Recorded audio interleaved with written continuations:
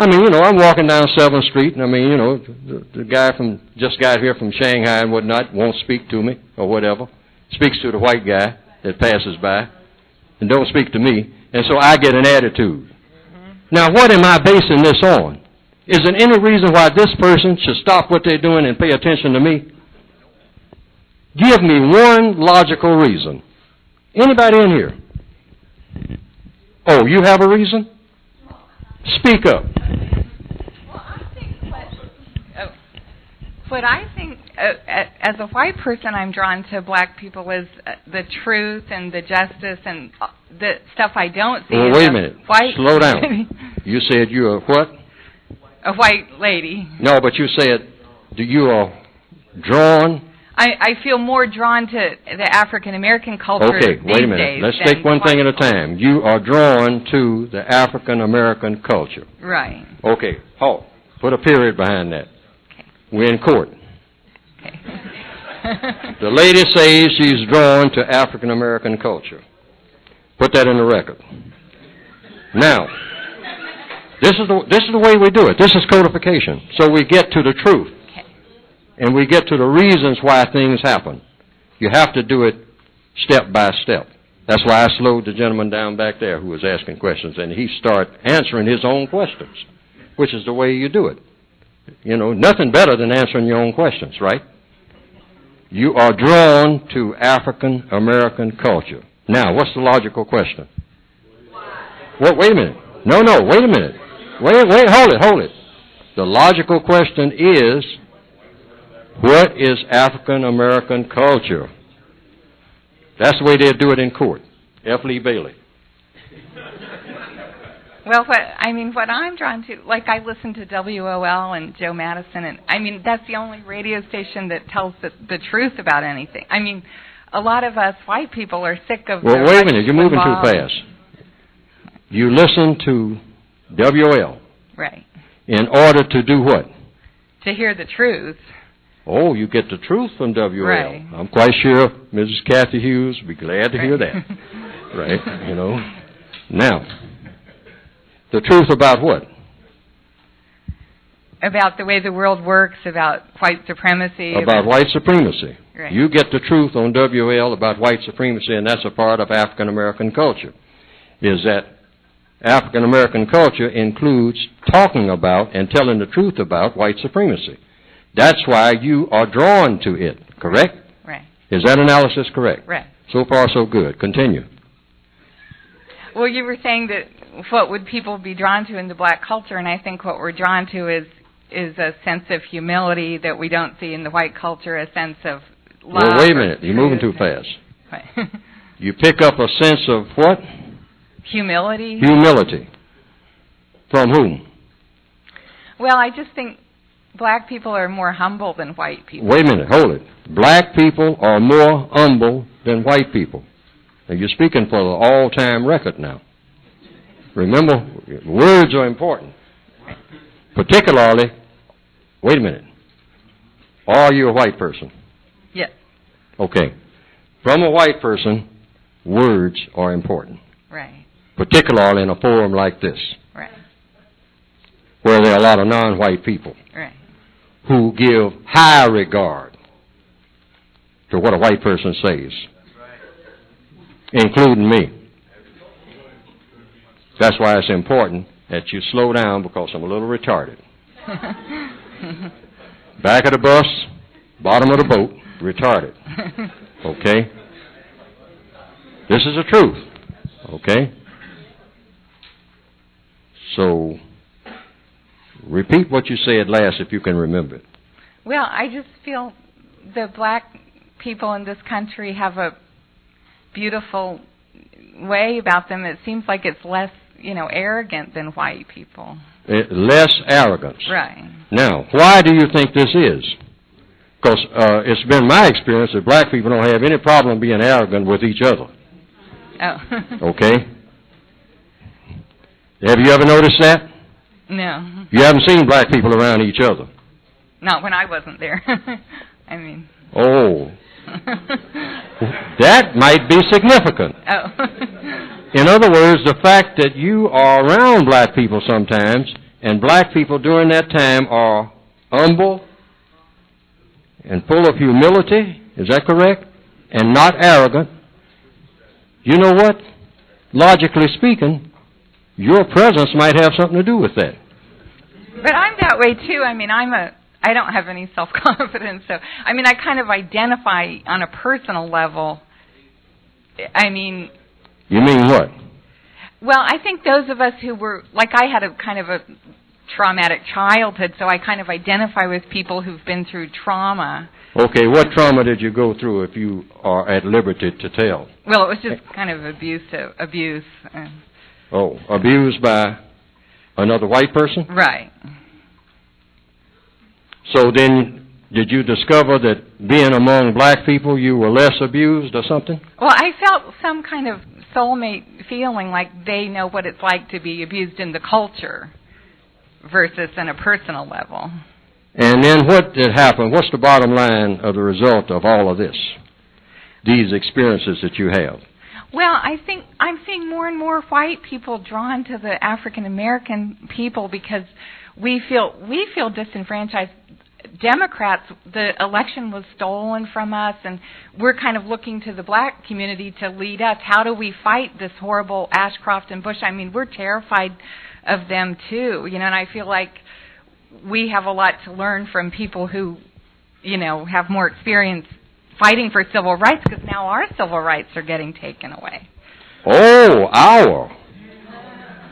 Now, who is our? Democrats, anyone who's not in line with Ashcroft, Bush, Colin Powell, that whole mentality. Let's think in this vein. I think I know where you're going. And it's, it has a certain amount of logic to it so far. But you see, there was a thing called the, Civil War. Right. In which white people slaughtered each other by the thousands. Correct? Right. Right over here at Antietam, 10,000 people, all white, slaughtered each other in one day. Back in a time when there were very few people to slaughter. 10,000 in one morning in Antietam, according to history books. White people killing each other in a so-called civilized war. Mm-hmm. Over what?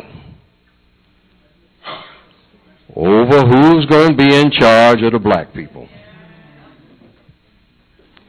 Now, we might be sliding into another history lesson right in this room. That might be your dilemma. That's just a guess, because I have to go in that direction. Because from my viewpoint, that might be really where you are. You feel left out of some of the gains.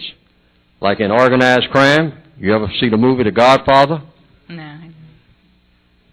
Well, that's a sort of a study in white supremacy, based on the old Roman Empire. But I don't want to be. I'd rather be left out of dishonesty and meanness, and I'd rather be down with the people who are at least good. Why would I? Wait a minute. You want to be down? Wait a minute. And we're not going to stay here and just talk about this too, because we're going to move on some things. But I think some of the people in here do want to hear some of this, because at the end of the day, ladies and gentlemen, you are going to be dealing with people just like the lady back there. She is still a member, maybe not in good standing, of the greatest force on this planet in the form of people. Don't forget that. This lady said she was white. You might say that don't mean nothing to you. You know that you are not telling the truth when you say that. She's a member of an organized force, or she's at least associated with it, even though she's saying that she wants to get disassociated with it. But what did I say at the beginning of this talk? The white people who don't believe in racism are not among the smartest. which means that they won't know how to deal with it either. The lady has said, didn't you say that you came in here to try to learn something? I'm quite sure right. you're here for a reason. Right. Is that the reason? Yeah. You didn't exactly say that, but I helped you along. Right. I have to remember that. Right. Okay? But the best people to learn from are the people that you're running from. Because that's where the work has to be done. See, you might can solve your individual problem. And at some point, one way that you may do it is hook up with somebody non-white in a sexual way. I'd like that. You like that? I thought you would. I mean, now, according to the code, okay, be quiet, everybody. Everybody be calm. According to counter-racist logic, if you, or if you have ever, or if you do, or if you're planning on it, having sexual intercourse or engaging in any kind of sexual play with a non-white person anywhere on this planet during the existence of white supremacy, you are not running away from what it is you say you're trying to get away from. You have wholesalely, in the worst way, taken a person who is already a victim and victimized that person to the nth degree. There is no act that you can commit that's worse than that. The black person would be better off if you put a gun to their head and killed them, because at least that will send a message to the rest of them to stay alert. If you do this sexual thing, it will put the rest of them to sleep, and they will go further into the confusion. And that has been proven over and over and over and over and over again. So I'm duty bound to tell you, hold it, this is science. I'm duty bound to tell you this because this is truth. Now, you may emotionally have this inclination. You have to kill it. Well, I'm married to a white man, but I'm just saying, I find black men very attractive, too. Yes, I can understand that. This happens all down through history. White men have it more than you. Probably including the one that you have, if he ever went to Nam or someplace. Yeah, he was. He's got a long record. You say yes? He was in Vietnam. He was in Vietnam. Right. Oh, okay. Hoochie House. Okay, maybe. Right. I don't know. All right. But one thing that white men do everywhere they go is make sure that they run through the black females, and then after they finish with them, they dump them and turn them over to us. Okay? But what can we do as white What people? can you do? That's the question. Excellent question. Best question in the house. You can go among the white people and start taking those hits that you're going to get when you start talking the way that you talk and start saying you want them to settle this problem, because that's where it has to be settled. The reason we talk among ourselves is because how many white people like yourself are going to walk in here and fess up? Well, I think more would, but like a lot of my friends, like if I say, let's go to this black restaurant, they say, oh, they don't want us there or something. And they feel like they'll be looked down on in black, It depends on what you're there for. Yeah. What are you there for? You're going to a black restaurant. You like the food? What do they serve there that you like? Have you ever been to a black restaurant? Yeah. Did you eat the food? Yeah. What did you eat? I had blackened salmon. You had what? Blackened salmon. Blackened salmon. Yeah. Okay. What else? Potatoes and cauliflower. You can get that where you were, right? Right. Of course, that's usually not what black people call, soul food. Right. Which is something that'll kill you. Right. Okay? Yeah. Which is an excellent name for it. Right. chitlins, collard greens, something, yeah, black-eyed peas. Black people were fed this on the plantation. You feed them what you feed the horses and cows. Even down and out white people in Appalachia would eat part of that hog, but they call it eating what? High on the hog. Then they take those chitlins, rip them out at the rear end of that pig, throw them out there about the back door into the mud, and here comes Sam, because he ain't had nothing to eat. He'll eat the bark off of a tree. And he gather up them chitlins and put them in a pot and cook them, and over a period of time, he likes them. So even when he and she are wearing fur coats, they'll set up in the fanciest restaurant in New York or Paris and order chitlins, you know, and having all that poison run out of their ears. It's not the healthiest food. So your going to the restaurant is not an improvement either.